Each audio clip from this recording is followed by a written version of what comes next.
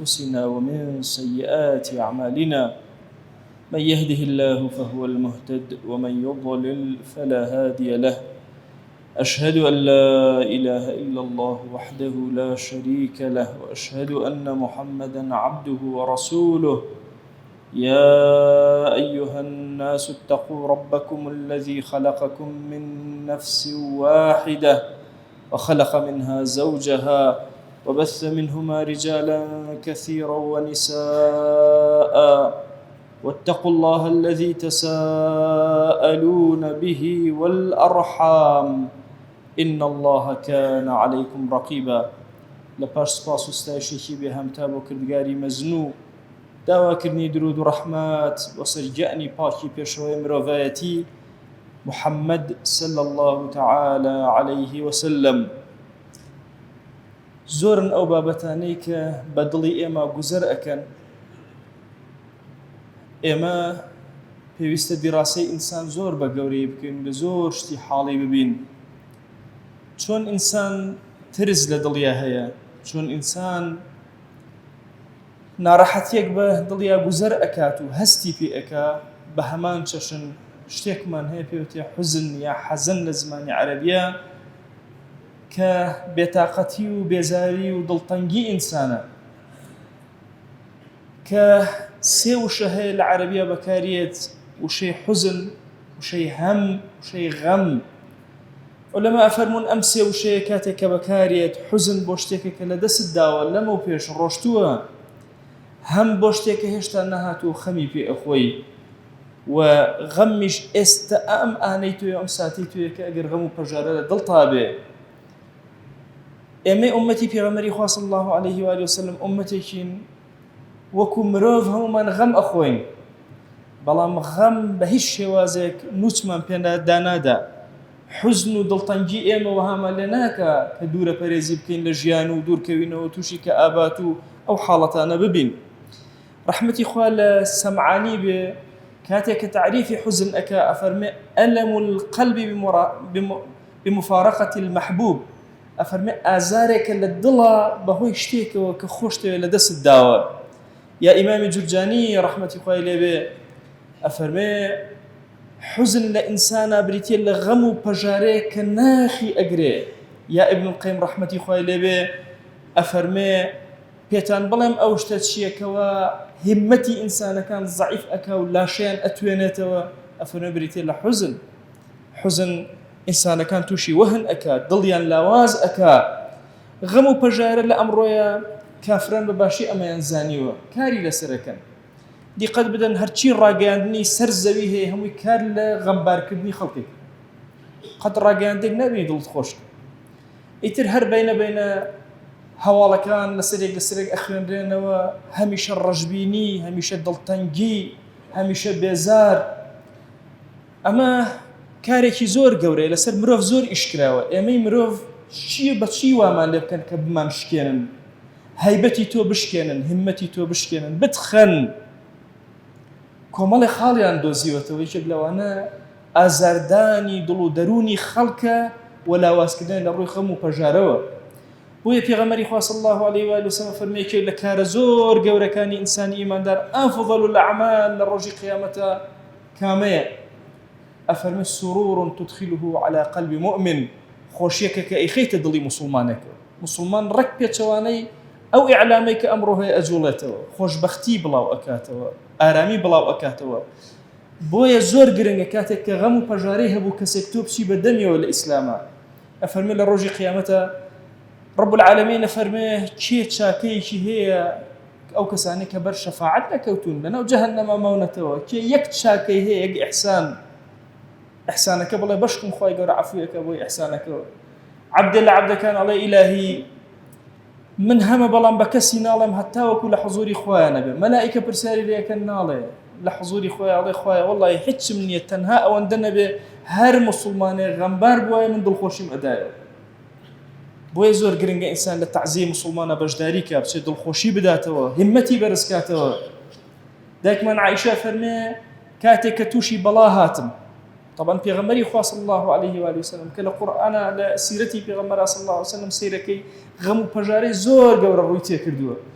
گەورەترین هەموو پەژارەی ئەوەیە تۆمەتبار کرا بە شەرەفی بە خێزانی دایکمان عائشە رضی الله تعالى عنها. دایکمان عائشە فەرمێ والله حوزنێکی وەها دڵ و دەرونی گرتبووم خەریک بوو ئەوەندەی نەما بوو کەوا سنگم شەق کات ئەوەندە غەم ئەخوات. ئەفەرمێ سێ ڕۆژ لەسەر هەر ئەگریام هیچم پێ نەئەکرا هیچ دەسەڵاتێکم نەبوو. ئەفەرمێ ئافرەتێک لە ئافرەتەکانی ئەنسار هات لەگەڵما دانیشت زۆر گریا لەگەڵما.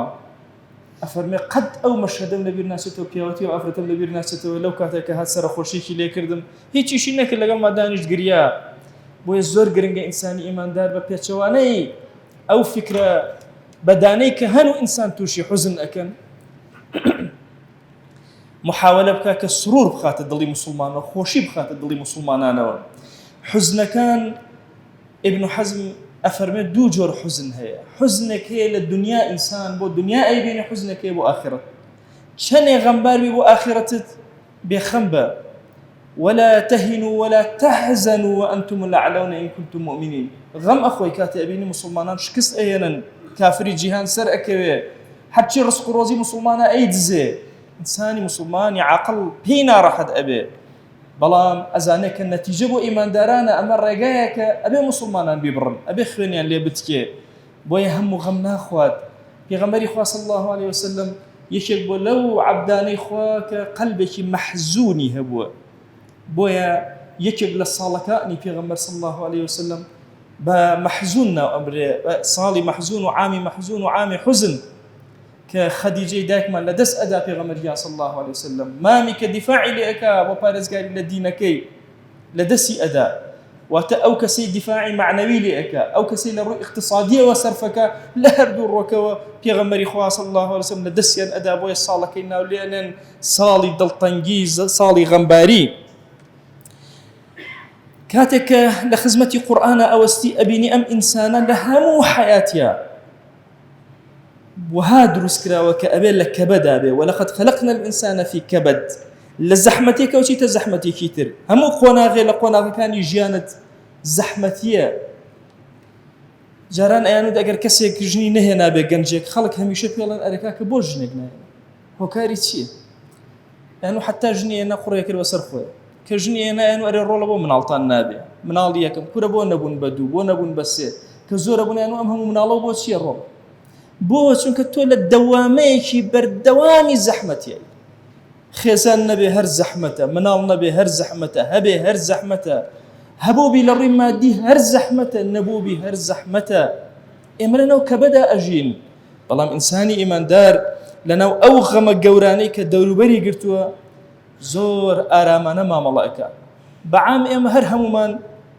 لو أشياء جورك لجورك كان بتاعتي ملتي كور بتاعتي وانيك الزحمة كان بينيوا هميشة بايزيان زوزو بيشيرين لبرشي بايزيان بيشيرين چونك بشق لغمكان وتيكالابون لقال سروشتا هسبي أكن إما زور غمان بينيوا زور بجاري ودرب دري ونار راحتي همو أواني أو أحب وجواناني كلا دور مانو همو وريون يعني إنسان جاري وهي قرين وصديق ورفيق كاني أرون همو مال أوايلي أكن همو أمانة ابن غمو بجاراء إمام عمر رضي الله تعالى عنه أفرمي إنسان أقر حبيب كان وأحباب كان يخوي مفارقين كد أفرمي إتر أيج مردوه الراس لسر زي ما وبلا وكم مردوه ما ملائكة إما أمتي في غمر صلى الله عليه وسلم أمهمو غمو بجاراء أبي علاجي نبي لم ديني إما أبي إما شون ما ملكين لقال أمهم وغم بجاري كرومانتي أكار رجانا بتابتي لم زمنا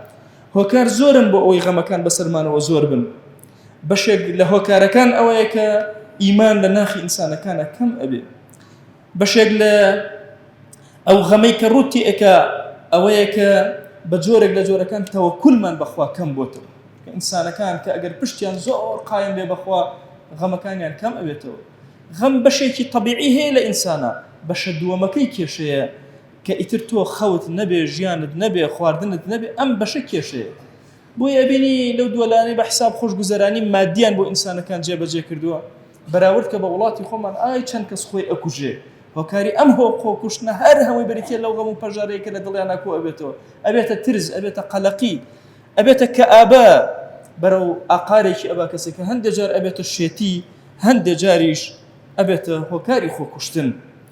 ئێمە عەزیزانم زۆر گرنگە بە دوای عیلاجی ئەم جۆرانە بگەڕێن، چونکە ئێمە مرۆڤین. کاریگەری دەوروبەر زۆر گرنگە لەسرت. لەناو کەسانی زانا و دانا بە ئەبیتە زانا و دانا، لەناو کەسانی غەمبار دانیشە غەمبار ئەبی. ئەبێ ئێمە بە جۆرێک لە جۆرەکان بزانین عیلاجمان چییە لەم دین و لەم شەریعەتە جوانەیە، بزانین ئەم پەیامە شیرینە چه عیلاجێکی بۆ ئێمە داناوە. زۆر کتێب نووسراوە، زۆر وتەر دراوە بەتایبەتی لەم سەرە مەوضوعا کە بووەتویانە لا تەحزەن، غەم مەخۆ. مەبەستیان غەمێکی طەبیعی نییە، چونکە پێغەمبەر صلی الله علیه وسلم غەمی طەبیعی خواردووە، ئەصحاب غەمیان خواردووە. مەبەستیان لەو غەمەیە کە ئینسان بەرەو شکان و بەرەو کەوتن ئەبا. ئێمە ئیماندار حتمان مەگەر لەناو بەهەشتا ئیتر کۆتا بە غەمەکانمان بێ. بۆیە ئیمانداران کاتی ئەچن ناو بەهەشتەوە ئەڵێن الحەمد لله الذي أذهب عنا الحزن، ئەی خوایە سوپاس بۆ تۆ کە غەمەکانت بردین. لەناو بەهەشتا کاتێک کە ئەچیتە ژوورەوە سوپاسی خوا ئەکەی، بیر لەم غەمانەی ئێرە ئەکەیتەوە، خوایە نەجاتم بوو لە غەمەکان، مەگەر لەوێ ئیسراحەتکەین. کۆمەڵی شتمان هەیە کە زۆر سوودی هەیە بۆ ئەوەی غەمەکان لە دڵمانە نەمێنێ. یەکەمین دانە لەوانە سەڵەواتی زۆر لە دیداری پێغەمبەر صلی الله علیه وسلم. هەومان ئەو فەرمایشتەی ئەو هاوڵەمان بیستووە کە هاتە خزمەت پێغەمبەریان صلی الله علیه وسلم، نیوەی دوو لەسەر سێ دوعاکانم نا هەموو دوعاکانم ئەکەمە سەڵەوات ئەی دیداری ئەی پێغەمبەر صلی الله علیه وسلم بۆ دیداری تۆ. خۆشەویست فەرمووی ئیذەن توکفا هەمووکە، کە بۆ هەموو غەمت نامێنێ. دە سەڵەواتی زۆر بە لەو کاتی لە زەحمەتیە لە ناڕەحەتیای سوژدە زۆر گرنگە. ئینسان لە کاتی فەزەعا بۆ کوێ ئەڕوا پەلاماری سەبرگرتن ئەدا. من تصبر صبره الله، هەوڵ ئەدا بە زۆر ئارامەگرێ خوا ئارامی ئەداتێ، پەلاماری نوێژ ئەدا. بۆیە هەندێک جار پێغەمبەری خوا صلی الله علیه وسلم کاتێک کە مەحزون ئەبوو ئەی فەرموو ئەریحنا یا بیلال، ئەی بیلال دڵمان خۆشکە بانگێ بدە با دەروونمان ئارام بێتەوە. بۆیە سوژدەی زۆر لە ئینسانە تاقە سەلبیەکان لە ئینسانە ئەکاتە دەرەوە، ئینسانەکە ئارام ئەکاتەوە، ڕێکی ئەخاتەوە. ئێمە زۆر مهمە کە ئینتیظاری ئەجر ئەکەین. واللهی هیچ هەموو غەمێک نییە ئیمانداران بەسەر دڵتانە هاتبێ ڕۆژێک لە ڕۆژان بۆ دنیاتان، بۆ حەڵاڵتان، بۆ دینتان، ئیلا ئەجر و پاداشتی لەسەر وەرئەگرن. ئیماندار هیچ نەسەب و وەسەب و هەم و غەم و حەزەن و هەرچی شتێک بێتە ڕێی ئیلا خوا لە گوناهەکانی ئەبورێ، ئیلا خوا جەل جەلالوه بەهۆی ئەو هەموو غەمەوە کە هەیەتی وهای لێ ئەکا کاتێک کە بە حوزوری خوا ئەگاتەوە یەک خەڵی ئەو گوناهی بەسەرەوە نەماوە. کۆتا قسم لە خزمەتتانە زۆر دوعامان پێویستە بۆ ئەوەی دڵمان غەم دای نەگرێ، لەم سجنی غەمە بچینە دەرەوە. بڕواکەن تەسەوور ئەەکەی کاتێک کە بیر ئەکەیتەوە لەو گەنج و شەبابە زۆرترین گۆرانیەکەوە خەڵی گوێی لێ پێ گۆرانی غەم، چونکە غەمباریە، پەژارەیە، قوربەسەریە. ئێمە چۆن لەمە قوتار ئەبین؟ کۆتا عیلاجمان بریتێ لەو دوعانەی پێغەمبەر صلی الله علیه وسلم. خۆشەویستی دڵ یەکێک لە دوعاکانی پەنای گرتووە بە خودا، اللهم إني أعوذ بك من الهم والحزن. خوایە پەنا ئەگرم بە تۆ بە هەموو غەمێ بە دڵما تێ ئەپەڕێ، بۆ لەمە دوام و بە حەزەنێک خەفەتێکەوە هەمە بۆ لەمە و پێشم. ئەولیاکانی خوا لەسەر مەرگە مەلائیکە چیان پێ ئەڵێن ئەلا خەوف عەلەیهم ولا هم یحزنون، بێ غەمن بێ پەژاران. بۆیە ڕەحمەتی خوا لە ئیبن القەیم بێ ئەفەرمێ حوزنێکمان هەیە حوزنی منهیە نابێت تۆ بیکەی، حوزنێکمان هەیە حوزنی منفیە. ئەفەرمێ ئیماندار کاتێک کە دوعاەکە ئەم حوزن و ناڕەحەتی و زەحمەتی و هەموو ئەمانە خوا یارمەتی ئەدا و لەسەر دڵی نامێنێ و دڵی ئارامە بێتەوە. ئێمە لە زەمانێکی پڕ غەمان، ئیعلامێکی شەڕی پڕ غەم، واقعێکیان بۆ دروست کردوین کە هەمومان غەم بخۆین، دەوڵەمەند و هەژارمان لە قەلەقیا بژی. ئێمەی ئومەتی پێغەمبەر صلی الله علیه وسلم ئومەتی سرورین، ئومەتی جوانین، جەماڵ پەخشەکەین لەسەر زەویە. گرنگە هەر یەکێک لە ئێمە دوعاکان و ڕۆحەکەی بەرزکاتەوە بە حوزوری خوا داوای لێ بکە، خوایە ئەو غەم و پەژارەی دەرونی داگیر کردوم خوایە لەسەر مەهێڵە. داوا ئەەکەین و لێ ئەپاڕێنەوە لێ ئەلاڵێنەوە. خوای گیان بە ڕەحمەتی خۆت غەم و پەژارەی ئیمانداران مەهێڵە، غەم و پەژارەی مادی و معنەویمان مەهێڵە. یا ربی خوایەتمان گێڕە لەو کەسانی کە غەم و پەژارەکانیان تەنها لە پێناوی دینەکەیانە. یا ربی خوایە داوات لێ ئەکەین بە کەڕەمی خۆت، بە ڕەحمەتی خۆت، بە بەزەیی خۆت، لێ خۆشبوونی خۆت بەسەرمانە ببارێنە، عەفوی خۆت بەسەرمانە ببارێنە. هەڵەیەکمان کردووە خوایە لێمان خۆش بە یا ئەکرەم الئەکرەمین. یا ربی خوایە داوات لێ ئەکەین بە کەڕەمی خۆت بەڕەحمەتی خۆت شیفای دەردەکانمان بدە، شیفای ئازارەکانمان بدە، نەخۆشیە مادی و معنەویەکانمان خوا شیفا بۆ بنێرە، تایبەت ئەو نەخۆشانەی داوایان لێکردوین یا ڕەبی خوای شیفایان بۆ بنێرە یا رب العالمین. خوای لێت ئەپاڕێنەوە لێت ئەلاڵێنەوە ئەم عەبدانەی هاتوونەتە ئەم ماڵە، خوای تۆ خۆت شاهیدی ئەمانە لە هیچ شوێنەکە نەبێنراون سوژدە بەرن و سەریان نەویکەن ئیلا لەبەردەم تۆیان نەبێ. خوای تۆ خۆت شاهیدی ئەمانە ڕکوعیان نەبردووە تەنها بۆ تۆ نەبێ، دەسی زەلیلی دوعا بەرز ناکەنەوە ئیلا لە مەقامی تۆیان نەبێ. دەیا ئیلاهی دوعاکەنەن گیرا بکە، ادعوا الله وأنتم موقنون بالإجابة.